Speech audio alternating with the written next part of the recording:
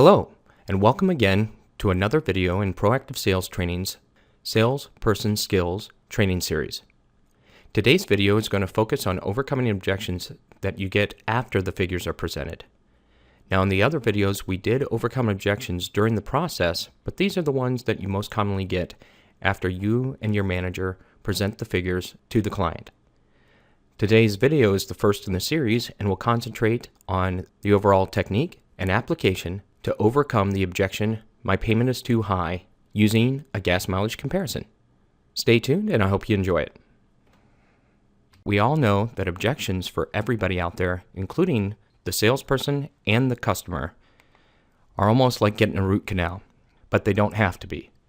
Now, for the client, it usually breaks down to certain challenges or objections, such as the customer thinking we are wrong, the customer themselves has misinformation, they're shopping other products or dealerships, or of course the most common ones, which are payment or price objections. Now, a lot of customers get their information from the internet. So in future videos, we're going to be recommending that you actually go online and go to certain websites we suggest to find out exactly what your customers are learning. For the salespeople, their challenges are usually not knowing what to say, not knowing how best to say it. They don't want to be the bad guy or gal at the numbers presentation because they've been friends up till this point, and that all leads to fear. So since they are scared, they usually go ahead and start with, "Well, that doesn't work. If I could, would you?" And you shouldn't do that, because that'll go ahead and set off the alarms in the customer's mind. Because if you get up within a couple seconds of them giving you the objection, then obviously you don't believe in the numbers either. So the fix, we're going to go ahead and justify our position. And why to justify? First, we're going to go ahead and gain credibility in those numbers. We're going to show them that they actually came from somewhere. To show that we're a professional, that we know exactly what's going on, and to try and close the gap. Because if we can get that gap between what they want and what we were asking for closed, it's going to make it a lot easier when we come out with a different offer, or if we have to have our manager come out. The first one we're going to start with is that payment is too high. And we're going to overcome this by using a gas mileage justification, comparing the old car to the new car. Now, to do this technique effectively, you'll need to do three things during the process to prepare or plant the seed before the objection actually occurs. During your needs discussion, at the desk, ask how many miles a year do they drive. Then the second, as you're filling out some of the pre-information on their trade, ask what gas mileage do you currently get with your old car. Now, you may need to walk them through how much gas they use in the old car by asking questions such as how many times a month do you fill up your tank and approximately how much it costs. The next is during the newer car product presentation, you'd want to point out the EPA gas mileage sticker and say something such as, "So this car gets 22 miles per gallon in the city and up to 32 miles per gallon on the highway, depending on proper tire inflation and go in the speed limit." And I always point down to the disclosure. The average is 26 if you do equal amounts of both driving.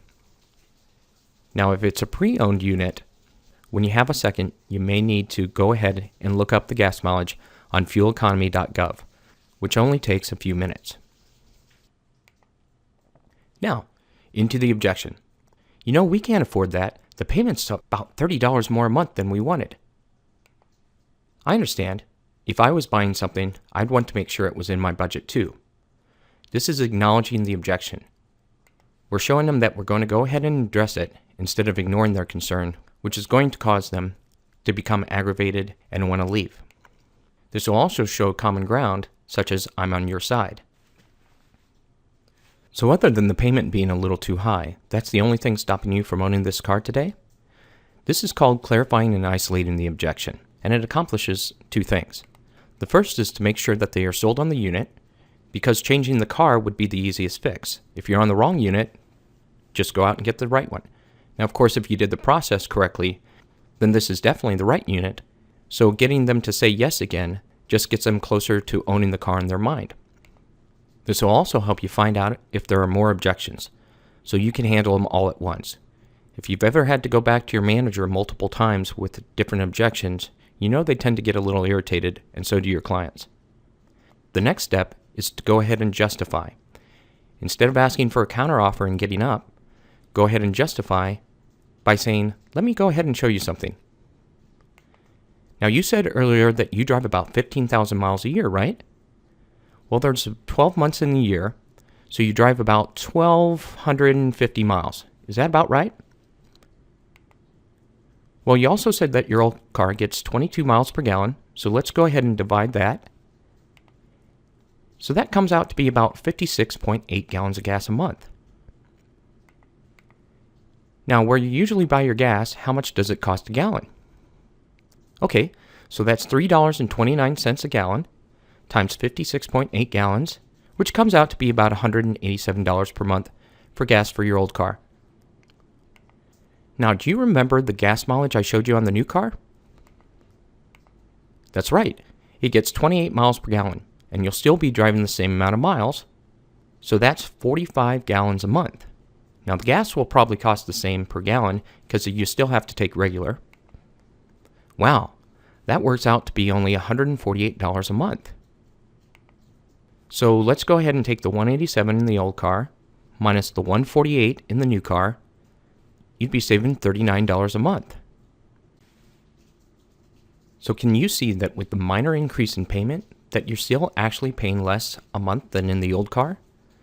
Now, this is the trial close to make sure they actually believe in what we said. If they seem a little hesitant and you're selling a new or certified pre-owned car, you can also bring up the warranty, new tires, and any of the other things they don't need to pay for a while on the new car, such as roadside assistance. You may not be able to get the whole payment bump, but you've at least closed part of the gap, so their counteroffer may be closer to what you can actually do. Now, if you get a yes at the trial close, now we close. Well, let's go ahead and get your approval right here, and we'll start getting the paperwork ready for you. Now, if they had said yes to the trial close, then obviously an assumptive close at this point would be fine.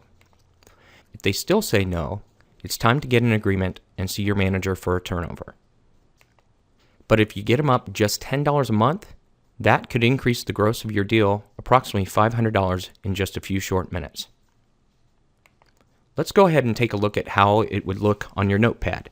The key here is to use a scratch sheet of paper and a calculator, because if you use a pre-printed sheet, they know exactly what you're doing. Now, why this works, they rarely crunch all the new car benefit numbers, because most customers, when they come in for a new car, they basically just say, I want a payment similar to my old one. It works even better when they're moving down in size their engine classes, because some of those larger engines have lower fuel economy numbers or even require higher octane gas. When they're trying to lower their payment, definitely use this objection, because chances are with negative equity, you may not be able to lower it enough. But since they're going down in size in cars, these gasoline numbers may be even more impressive. But the biggest reason it works is it's the truth. You're not pulling any funny business. You're using their numbers, you're asking for their input, and you're even doing the math in front of them. Thank you for joining us today and taking the time to watch this video. I hope it helps you overcome one of the most common objections in automotive sales. But as all of you know, not every objection matches every single client's situation. That's why we offer several different objection handling techniques for each objection. If you'd like to find out more about what proactive sales training can do for you, feel free to call the number listed, email, or visit our website. The video has embedded hyperlinks, so feel free to click on those. And bring my 23 years of top-level sales, management, and training experience to bear for you. I've helped companies as small as 1 to 2 locations, all the way up to multiple Fortune 500 companies, and offer many different types of training and styles of training to fit your needs. Everything from sales to management courses, time management, personality profiling, presentation skills, and customized content that you request.